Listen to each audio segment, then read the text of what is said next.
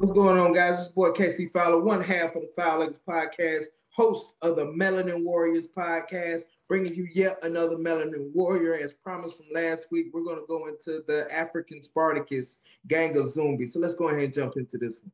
So the Melanin Warrior Ganga Zumbi, also known as Zumbi das Palmares, was born sometime in 1655.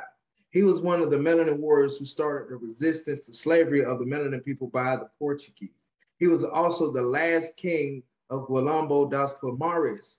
If you remember from last week's episode with his uncle Ganga Zumba. No, if y'all haven't seen last week's episode, check it out. But basically, Ganga Zumba was believed to be African royalty who became a slave after their side got defeated in a battle and came over to Brazil as a slave. And eventually he got tired of being a slave. He escaped and started his own community, y'all. Really, really dope. Refer to the last episode. So he was captured by the Portuguese at the age of 5 and was sold as a slave to a missionary. There he was taught Latin and the rites of sacrament until he was about 15 years old. That's when he escaped and found his way back to his uncle's side. Once there, he became known for his physical ability and respected as a military strategist by the time he was in his early 20s. So this guy was probably around the age like now when you're old enough to drink.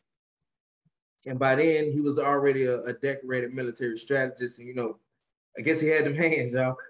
All right, so let's keep going. As mentioned on the last episode, weary of all the fighting with the Brazilian Melanin people, a treaty was agreed upon by Zumba and the governor, Pedro. Zumbi, who was the commander-in-chief of the military, did not agree with this treaty at all and set things in motion to take over kingship from Zumba. Since Zumba was now in charge of the kingdom, he took a more aggressive approach against the Portuguese and continued to resist.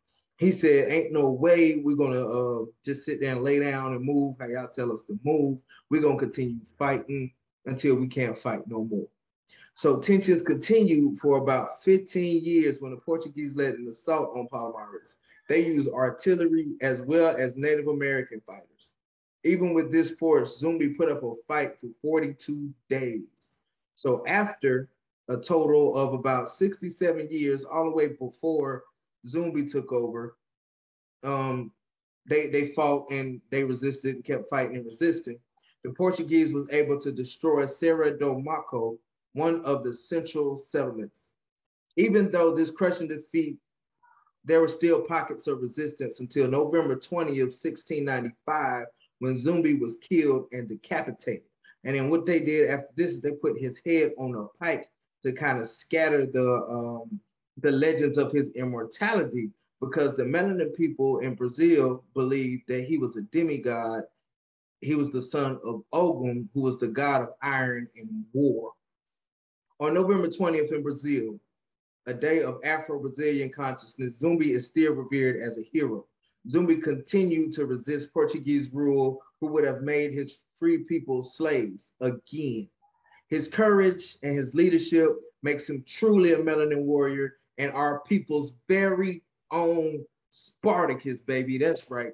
So it's your boy, KC Fowler, one half of the Fowler podcast, host of the Melanin Warriors podcast. Make sure you check out both podcasts on YouTube. You can also hit us up on TikTok, Instagram, Facebook.